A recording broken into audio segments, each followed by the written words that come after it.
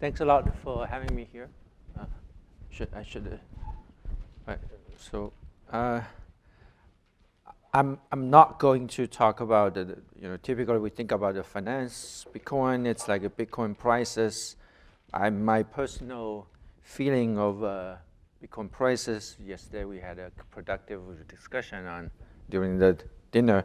That part of the price evolution, bubbling, not bubbling, rational, irrational, that's kind of old and not specific to the Bitcoin, to be honest. So I'm personally, was watching, but not really getting to so much in a very intellectual way.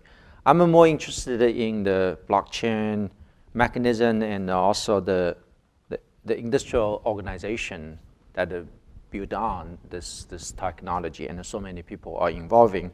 And more and more become a very interesting society, and economists can learn quite a bit of it. So I'm going to focus on one particular part of this mining pools that today that many practitioners and also the researcher mentioned it. Some of the, again, that as economists and typically we model focusing on one particular parts, not try to give you the whole picture, but during the highlighting some of particular parts, I hope that you can get a bit deeper understanding of what's really going on there. So part of the purpose is also on that. So let me just start with those kind of cliche statements, which is centralization, decentralization. I don't think I need to say more on that. I want to make a little bit of advertisement for my paper with Will, my co-author, also on this thinking about like if you want to generating these consensus, which is the core to the blockchain working, you need to exchange information, or at least that ask validators to see the hash of the the transaction. And a lot of times, from economist perspective, information is very different from the computer science perspective of information. And in that paper, we show that what's the difference and what's the cost, etc. Here is mining and the proof of work. So this paper will emphasize the arms race, which highlighted by the Jacob saying that, look, if you have 100 people putting the same outcome, if you have 10,000, a billion people coming, still get the same outcome. What's going on? People are fighting against each other for nothing, okay? So that's, in economists' perspective, that's called an arms race. That's the definition for negative externality, which is kind of a smoking. So we want to draw a connection with them. And this is for the first slide. So this is just emphasizing that what I'm going to focusing on. So even though that the decentralization is the first, like when we think about it, is the key of the working, etc., emphasized by the first talk by one is on this trend of getting more and more centralized. So obviously that today's talk by Jacob also decentralization a lot of times is a technological possibility, but economic reality is far more complicated than that. And as economists seeing the Nakamoto's original white paper, I feel like he actually is the economist, but a little bit naive economist. So mining pool in reality is everybody. If you get into this field, you will not try to do your own. Okay, even though that it's easy to think that you will never win. That's not true, right? It's there's a reason why putting the pool versus doing yourself. It's really not like I cannot compete with that. You still can compete. If you win, really big chance. This is how the people think about the lottery. So it's all fine. It's the other side of the story that I'm going to tell you is really about a risk sharing type of idea, which is a very deep finance concept. Oh, by the way, ask me questions. I actually prefer interaction during the talk, if you feel a little bit uncertain. So technologically, no increasing return to scale. If everybody using, given the technology specification, unless you say, that I like to be with people. Okay, that's a, we don't talk about that. But it's just to think about the profits. It's no increasing return to scale. First order benefit is a risk sharing. Okay, if you have a little bit of the serious investor, which have the risk averse, then you get into that. There's a consensus over sustainability and all the things that we're talking about. We offer some fresh economic analysis to tell you that to clarify certain fallacies that you think that actually this could happen, but as I can show you that actually that's not happening, and this is a so-called fallacy. In economics, there's lots of fallacies that people think that could be, but actually it's not, right? This is related to this old Modigliani and Miller, which this is a Nobel laureates type of thing. And I want to highlight one important mechanism on the fact that the pools actually exacerbate the arms race. That's really the one takeaway that I hope that you can get out. Okay, so this is the evolution of Bitcoin mining. So in the previous talk that we say, you have a mining pool, etc. This is the vivid illustration for what's really going on. Starting from 2013, price gets up and all these things. People get interested in this. Here I show two things. One is the log scale of the hash rates, okay? So why I want to emphasize the log scale? Because if I don't do the log scale, just to show the raw hash rates, which is computation power, or you can think about it linked linearly with the consumption, with the energy consumption, it's like this, right? The other side of all these blocks, you see that a block is a percentage of the hash rates controlled by the pools, So in the beginning, you see that lots of decentralized, individual miners are playing with it. After starting from 2013, most of them are just pools. And each block, each color indicates one pool. So everybody who is in this industry know this, it's a common knowledge. But for you to outside of the literature saying, think about a miner, etc., that's not true, okay? So this is a pool. Now, I'm not saying that the pool managers as a whole, it's not like a miner, right? They're still like a miner, they're still doing the similar thing, but it's just important to think about it that way, that there's a big players in this market. Okay. So the preview of the results that I really would like to just to get the main idea get crossed. And I think my logic is very simple, to be honest. That and later on, this is showing you what's the setting that actually delivers these results. So first of all, that the risk aversion means that if you have a lottery of a half and a minus half, right? It's just a game lottery, and you prefer zero. Okay, that's the assumption that we're really using. As long as you have a risk of aversion, you like insurance. And what's the insurance? It's basically pulling together with together's profits. Hopefully that we can smooth out the benefit.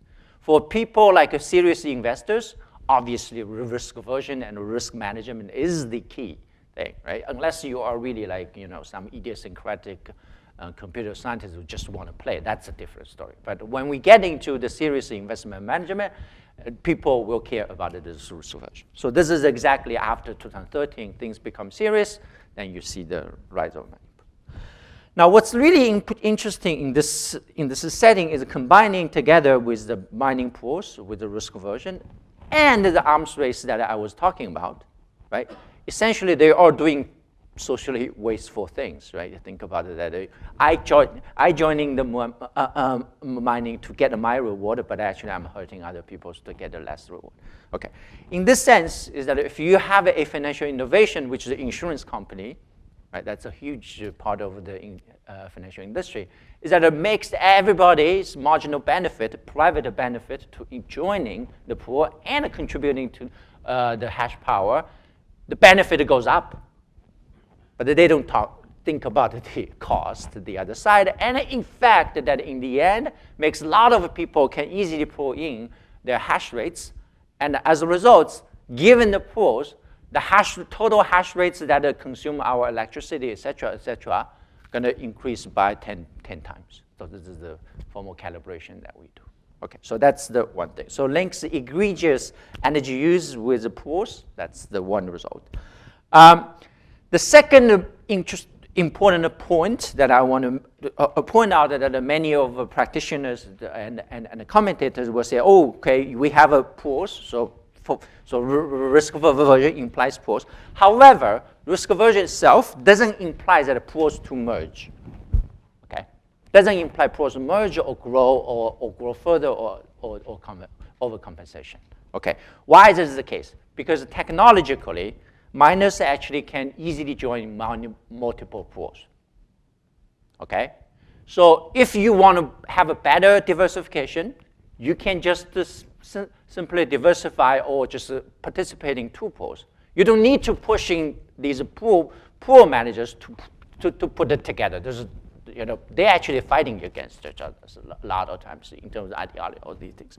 So this is basically the standard so-called Modigliani and Miller insight. A lot of times that whenever you have a financial market, you're always asking yourself, do you want to ask the firms to do it?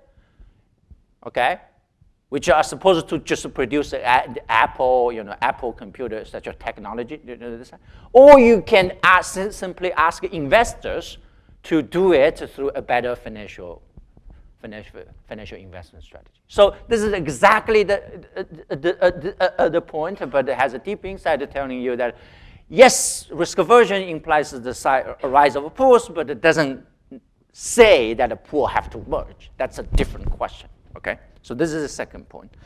Then given these, that we have an equilibrium model of a mining industry to tell you that what will be the equilibrium, and has some implications. So in the model, it's a very kind of standard, or we don't tweaking too much of a stuff. The miners will acquire allocated hash power among different pools. We take mining pools existence, and these pool owners will charge fees, right? Why they charge fees? Just because that they are providing insurance service. You pay premium, and this premium probably is higher than the actuarial cost that you are paying. So it's very similar to the insurance industry. And we were showing you that what will be the implication about this equilibrium industrial model. And we even have empirical evidence from Bitcoin data to showing you that what's the contract, or what's the growth, and it's showing you that it's consistent with the model that we write down. All right, so let me give you a little bit, just quickly go over. Mining is attaching the blockchain, and you get a reward. Reward could have Jacob's transaction fees, but at this point, I think most of people just only looking at the Coinbase. That's that part. A tournament, that, all these things. What's pretty important, actually, turns out that technologically is that every miner / pool are solving a very different question. So a lot of times that people always asking me is that, okay, suppose you have a pool, people putting together versus I'm myself is trying enumerate, right? It seems obvious that if you have a pool coordinating these two guys together so that you split the partition of the solution space will make it more efficient because you avoid the duplicates trial. That's not true. It's just because that actually they are solving different questions. So there's no problem at all. Okay, so A and B, when they do their individually, they're solving different questions. So there's no reason that you think it's duplicates. Okay, so this is, and then difficulty adjustment. You probably heard about it, is that it become harder when a lot of people trying. It's system designed to do so. So on average, 10 minutes per block. That's exactly saying that my mining hurts others' winnings probability by technology. It's really by technology. It's man-made. Okay, a lot of times when you think about it is that when I'm eating apple, it doesn't hurt anybody. The only thing potentially could hurt is if I'm buying apple from the market, that increases the price of the apple, and that the economists show that part of the externality is not there. It's zero. Okay, so that's why the market is efficient, etc. But for this, is technologically it creates a negative externality. That's bad. That's bad. And the financial innovation of a pool actually makes it even way worse. Okay, that's the idea. All right, so let me telling you the mining payoffs. That's very simple a formula. You can get it even without seeing it before. So suppose I solo mine, which means that I just bought a pretty good mining machine and plug in this system and just do it. Okay, what do I get? First of all, I'm paying the C part, right? But in the end, we will do the linear cost. So it's simple. The longer you mine, the more you mine, the higher cost. What's the benefit part? We take the reward once you get the solution as constant. And this is the part that is important because that's the solo mine reward. So solo mine reward coming at this % rate. What's important is the big lambda is the global hash rates. In the end, we're going to endogenize this global hash rates, okay, with this mining industry, etc. And this is exactly the reason why you have a negative externality, because if I join in, that will make the lambda up a little bit bigger. Okay. All right. So what's the proportional mining pool? This mining pool basically combines multiple miners' hash rates to solve one puzzle. And you can design the contract. I will show you the contract, the details. Distributes rewards in proportion to hash rates contributions. So it's a very, very, very simple business model. They charge fees in the end if people actually like this type of service, which is the insurance. So that's easy. And in practice, I know that if it's from a practitioner, I know a bunch of big mining pools owner, Bitcoin, Bitmain guys.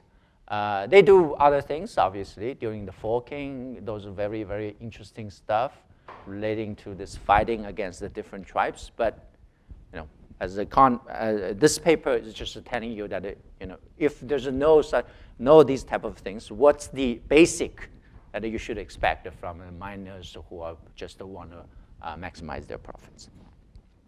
All right, over T, if I am a miner with that much of a hash rates, joining a pool, and imagine that a pool doesn't charge me fee, because that's the I'm thinking about it. What's the difference? What's my incentive to joining a fee, right? Joining a pool. Then what you will get is that this is my contribution, and this is a total contribution, total hash rates in the pool, and then let's divide it up the reward, and the reward is again the same. Okay, everybody is facing the same technology, so there's nothing. Yeah. And here, my cost is the same because I'm running my own energy. Right? I'm running my own energy. Okay, so here, I'm putting these two together, and you can show that these two payoffs, actually, they have the same mean but different variance. And it's clear that if you joining the pool, and let us just share it, the variance is smaller. But the expectation is the same, right? It's like just, there's no technological increasing return to scale, so-called. Technical efficiency related to that. All right, this means that if you're risk neutral, then you don't care. If you're risk averse, you would strictly prefer to joining some pool. All right, and this is the chart. Try to illustrate to you that according to the basic finance 101 knowledge that is showing you that yes, there will be a huge amount of the risk sharing benefit, And these risk-sharing amount of benefit probably will increasing really fast. But after, let's say, we know that if you diversify across 20 stocks, it's as if you diversify across the entire market. So this type of the insight is just basically coming from the finance side. So this is just showing you that if you're joining a larger pool, you might get a 131% of boost of your certainty equivalent, which is basically one measurement of how much you can earn in a utility sense. And then if you're joining just me and somebody who has the same hash power, just basically just 1 plus 1, okay? Everybody get a 20% just because of risk sharing. Okay, it's like this is why you buy the insurance, right? You don't want the car crash that you really hurt a lot. All right. Caveat here is that when I'm doing all these things, thinking about the miners or deciding how to allocate across pools, but actually in the model that I want to emphasize, this is one of the key insights from the analysis is that miners can easily just twisting the parameter so that they can switch different pools. All right. So what's the mining pool? The mining pool is a manager who coordinates hash rates and charge pool fees. It's just like a firm. Okay. One problem that typically will as an economist or practitioners gets in, will say that, oh, that's great, but the moral hazard issue that typically showing up in this insurance company, etc. How do you deal with these type of things? In here is basically saying that, I take a guy who's kind of taking Uber, right? Whatever. It's just, often the time the mining pool is in China, but in US I can also participate through this internet. How can he know that I'm actually keep trying my stuff? Right? Keep trying the enumeration so that I am mining. Okay, so there's a way. So basically is that when you're participating in the pools, the way that you're getting paid or the way you measure your input is through this partial solutions. Okay, partial solution. I didn't explain to you the technical details of mining, but basically what's really happening is you have a hash. You want to create, choosing some nouns, that's the solution, so that the outcome of the hash is small. And how do you measure small? It's just you give it a threshold of how many leading zeros you just get out, right? Okay. So imagine that's the goal, saying that's the solution. Solution is 16 leading digit leading zeros. But you can say that, okay, just submit it to your trial, but with very close to the solution, let's say 15 leading zeros. If we have a 15 leading zeros, actually it's a lot of numbers coming out, and you can easily just mathematically show that it's a pretty good approximation and how much times that you have been tried, right? It's like I want to find some boat in some area, but show me that actually you've been there, right? Show me some effective effort you have been trying, and that's enough for me to gauge how much that you're trying. Okay. All right. So in that sense, that actually this is a situation where I perfectly can measure your effort, and then you just give me the effort. I can write contract on that. So that's to me it's quite an interesting way of new way to look at the industry and the firm organization, etc. All right. So then I'm going to talk about mining pools and what are these structure and the fees. You could have a so-called proportional fees, and the way the proportional fee is that, okay, I'm going to give you all the stuff like originally thinking about the sharing. However, as a mining pools, I would take F out of it, and you get a 1 minus F. Right? That's the proportional, and that's proportional. The contract is like output-based wage. Let's see that to the total of the pool, how much stuff produced out, and then let's just split it. It's output-based. You could also have this PPS. This is called a PPS, pay per share. I don't know why they use this word of share, but that's the industry is using. But actually, it's not share, it's the hourly based wage. Hourly based wage. If you contributed that much, that's how much you get. And you just totally insulated from the risk that this operation is. You could also do the opposite of hourly based wage. Basically, you are very confident or really, really bull in this market. I can cloud mining is just basically instead of contributing, I'm leasing, I'm borrowing your whatever your computation power, right? So this is just the other side of it. So far, we focus on proportional pools because we're focusing on the risk sharing perspective. All right. Here's one table for you to kind of get a sense of what's the industrial a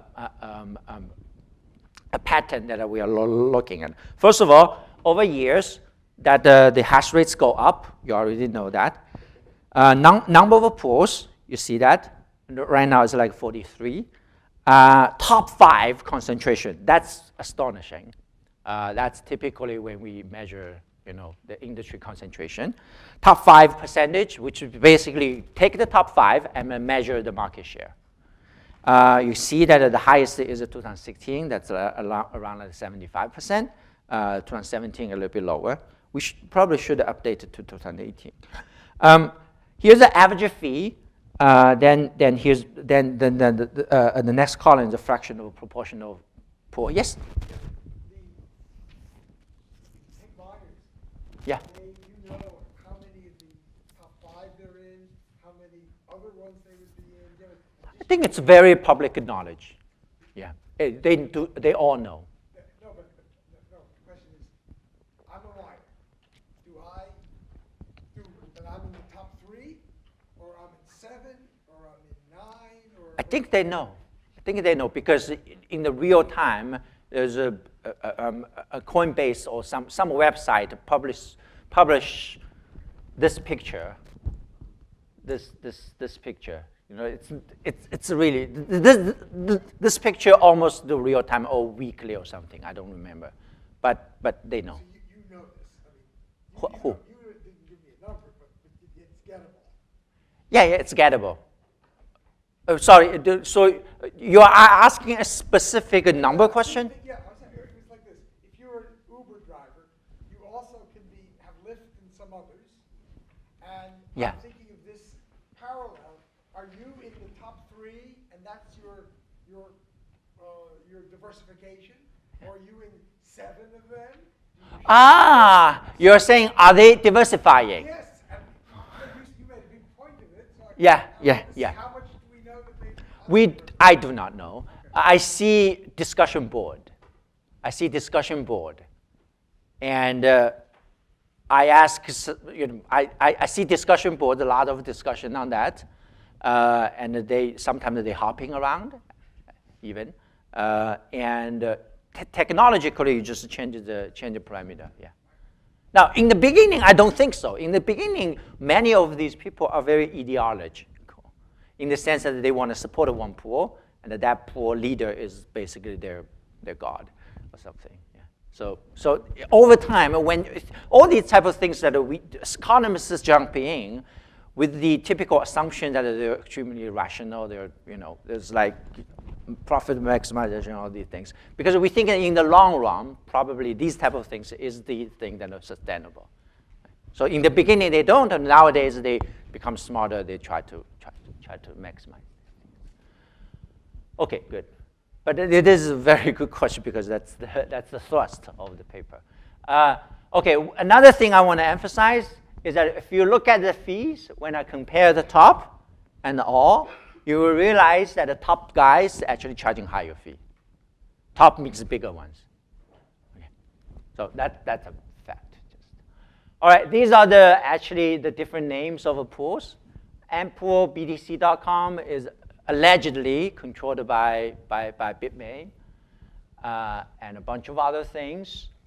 This is a reward type. So actual reward type is slightly more complicated.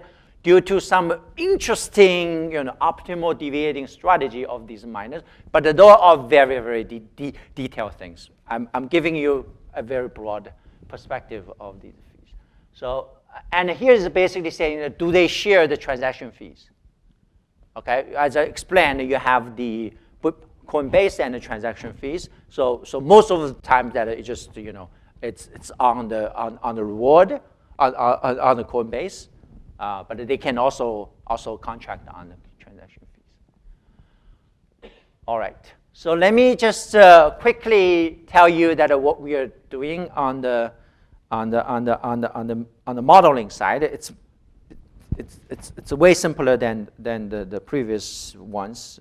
It's static. So we have a game, we have a utility function, UX equals that. Everybody has the same utility function. It has to, we really emphasize the risk neutral, risk averse, so that's the important part of it. There are n measures of active miners. They're just small guys just to try to joining different pools. They can acquire hash rates, lambda A at a cost of C, so that's the energy cost. Taking equilibrium fee as a given because they're just joining it. And all active miners the same location. Okay. You have M pool managers set fees, FM, to compete. So think about it, these are the insurance companies. Think about it. And I will add a friction here. Turns out to be important, and this is why we added on.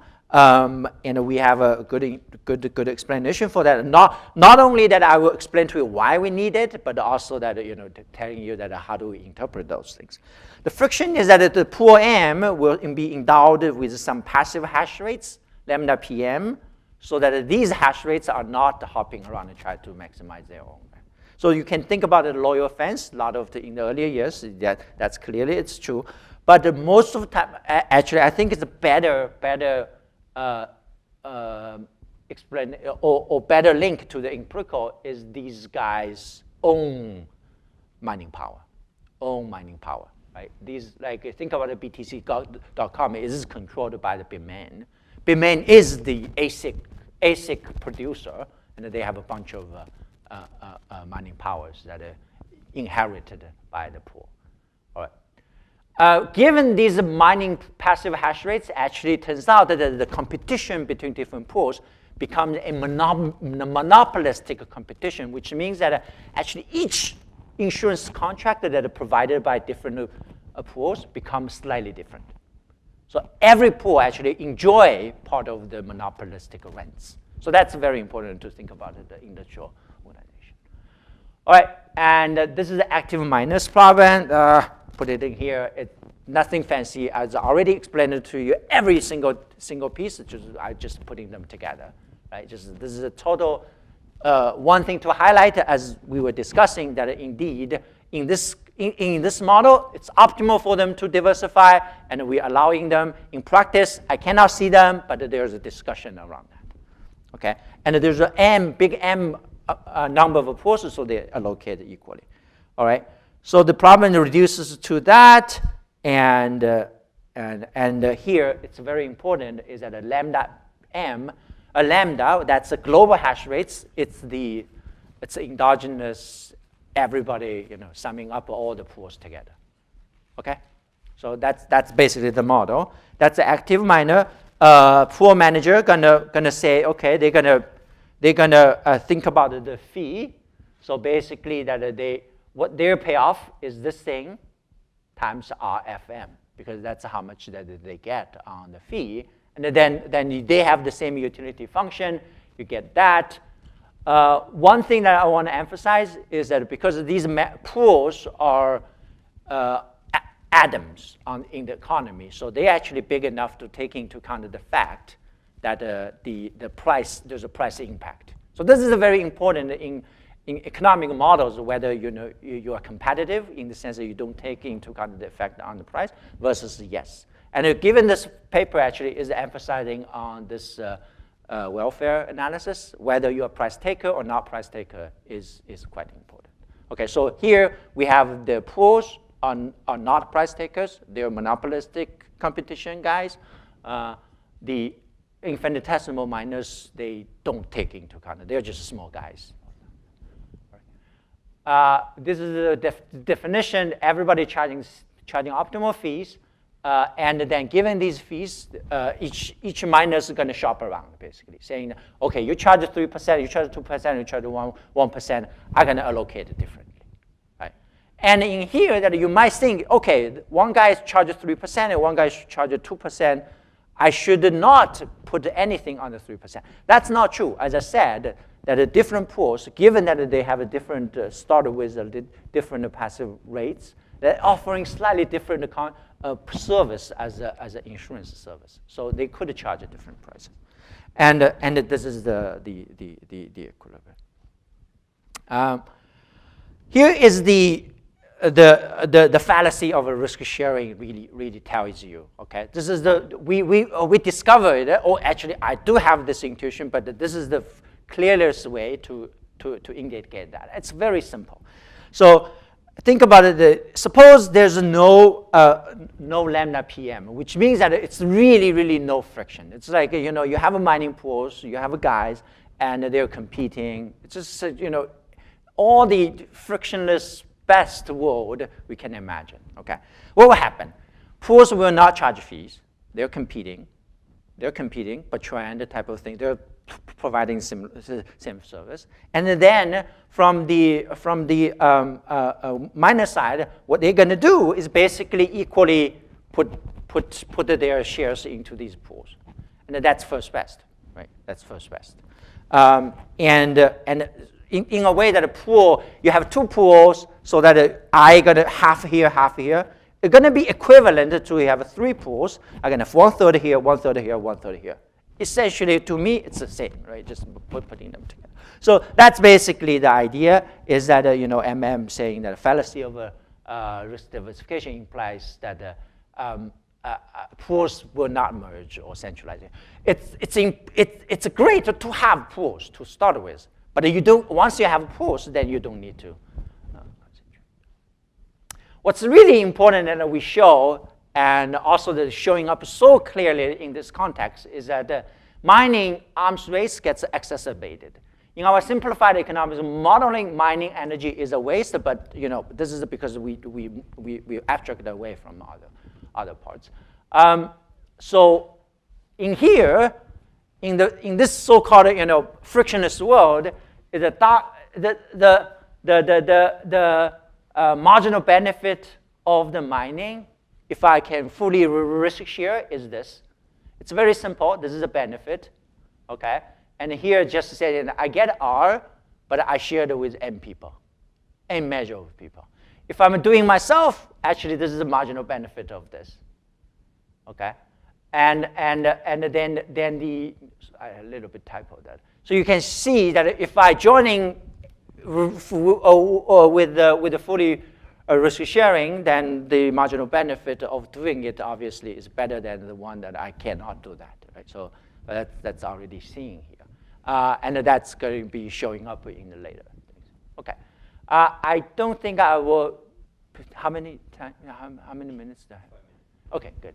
So I think I said it already good. Oh, let me just say one thing about this equation, which is indicating this monopolistic competition idea, is that when you think about the active miners to joining all these pools, I can easily write down their condition, their optimality condition in a very transparent way. The first, on the right-hand side is a marginal cost. That's how much I'm paying by having one node. The first term is actually a risk mutual valuation. Okay, if I am a risk mutual, this is how much that I'm paying on a marginal part of the share of the hash power. Then the second term is the risk aversion discount. Risk aversion discount gonna depends on how much that I am companion colleagues in this pool, how big they are. AM plus PM, that's the active, plus the passive, so that's the total size of that M pool of things. Okay, so that's the risk aversion discount. And larger pools gonna attract more allocation for better diversification, clearly from here. And the marginal benefit of the very first unit, as I was mentioning, which is basically setting my marginal lambda m equals 0, you go back to the first neutral, implies that in equilibrium, any pool will say, okay, I can charge a little bit of fee to attract a little bit of that. So that's the idea behind it. And this is the makes the whole thing, very, very, very smooth in the what we show, here's the first proposition, is very, very intuitive, showing that here, this is basically active minors problem, which says that if I see two fees, which are identical fees from two pools, then what I will do is basically allocate proportional to their original size of the pool. Let's say one pool is 2, the other pool is 1, and they charge the same fee. What I will do as a minor, imagine I have 3.3 units of the hash power. I will put the 0.2 there, I will put 0.1 there, so that everything is proportional. That's great. And if the fee is higher, then I give them a less proportion. Okay, so that's the result. Then I have just telling you the main result. One first result is social cost of pools. We categorize the symmetrical pool, equilibrium, etc. But then just showing you that that once you have a pools, that first of all, that these pools taking into account the fact that when the total aggregate hash power increases, their total mining rewards goes down. Okay, so in a way that they charge fees to stop the active miners getting in, which is actually turns out to be a social benefit. However, relative to the no pool benchmark, where everybody just doing their own, and they will not put in too much of the hash power because the risk of diversification discount is too big. All right, okay. And this is a picture just showing you that one is a solo. So solo is like this. We put in as best our effort to put in reasonable numbers and showing you how big the difference is. The solo is like this. Equilibrium is like this with two pools. And here is the full risk share. And remember that in this model, the more the energy devoted into the system, the more wasted for it, because the outcome is the same. Okay, so this is just showing you this. The other results is that what if we have a heterogeneous pools, which means that initially the fans are different, or their self-mining hash power is different, then what will happen? We can analytically show that the larger pools will charge a higher fee because they take it more into account the fact that if they lower the fee, attracting more the active miners, that hurt the global hash rates. Again, the arms race effect. Okay, they take it into that account. So as a result, they charge a higher fee, and the growth is slower. So this is the main result of that. Larger pools charge a higher fee, yes, because that thing, and the growth is slower. Okay, so that's the results showing you this analytical results. But actually, I have some empirical data showing you that. So what we did was that try very hard. My co-author did it, although, but through this process, actually know where to look for. This is good. So first of all, we get the data on pool size, and a lot of people asking me, how do I get it? It's clever. It's actually estimated from block relaying records. This is industry people always do that. It's not like my invention, but I think it's interesting. The reason is because every 10 minutes you have a block, and because of blockchain, actually everything is public. They record where these blocks goes to, and I can we can just figure out that which pool get it. And the data on pool fee and reward is on the Bitcoin wiki. So this is how we get all these numbers are. What we do is to say that try to showing you the two implications. First of all, larger pools charge a higher fee. Second, larger pools grow slower because they charge a fee. Higher fees. Okay, so that, and we do is that we separate out three 2-year span. Within each 2-year span, we take a quarterly data, and just do the stuff that I was proposing to you to see if it is true. Larger pools charge high fees, larger pools grows less. This is the log share, that's the size of a pool in the beginning. And here is the change of a log share, which is a growth rate. Okay, so it's negatively downward sloping. And this is the 3 different years, 3 different 2-year span, 12 to 13, 14, 15, 16 to 17. Okay. And this is the fee. Again, I take the log share as given, and then the fee increase.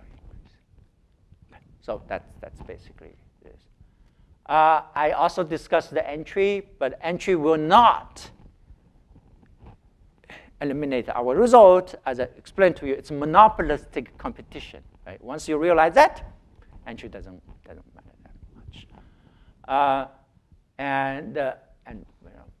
The other thing that I care. Personally, I like the proof of stake just because maybe it's a path dependence that I'm writing this paper saying that too much energy use, etc.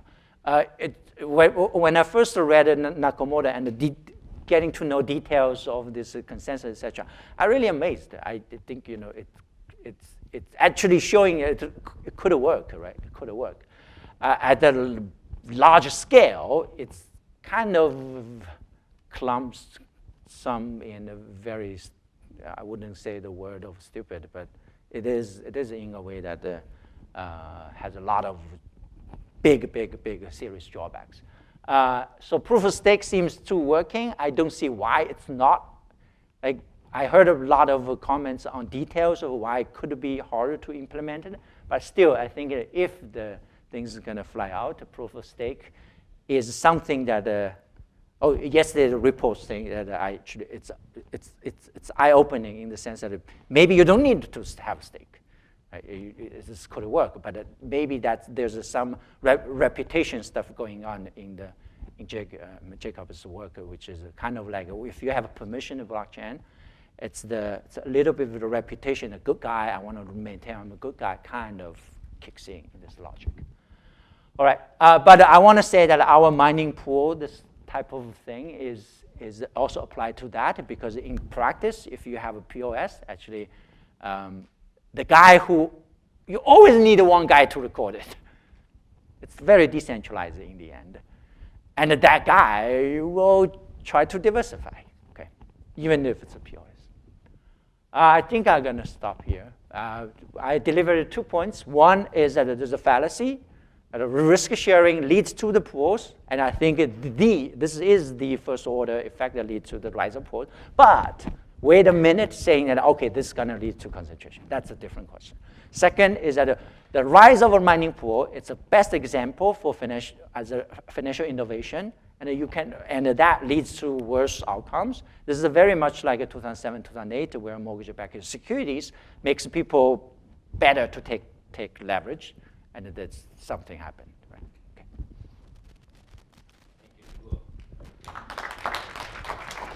Thank you.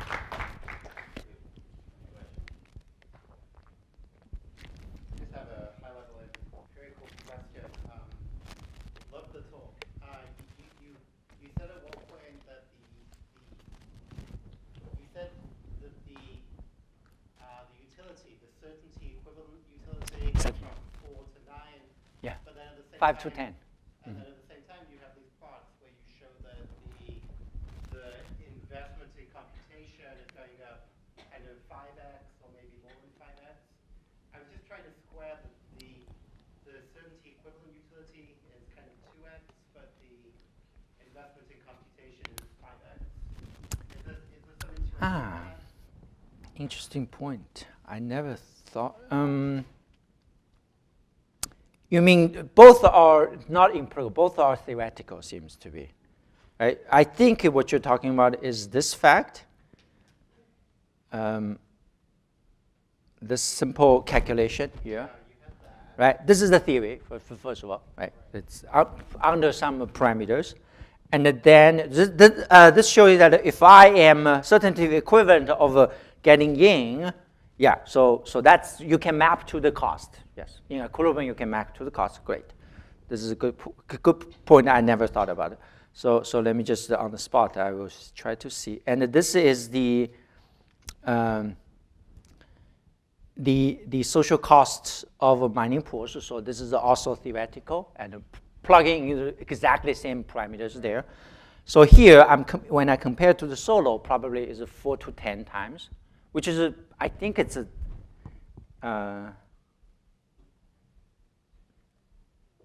this is only 2. Okay, so that's a good question. I need to check it on it. Okay. Thank you. Thank you. Maybe it's the difference is that this pool is a larger pool, while there is the entire market. Yeah, I just didn't know if it was an equilibrium effect, and that was what was amplifying it, or if it was something else. There might be some equilibrium effect. This is exactly one guy to get in. Think about it, right? So we have this negative externality fighting against each other, so could it be amplified to some level? But that's a very good observation.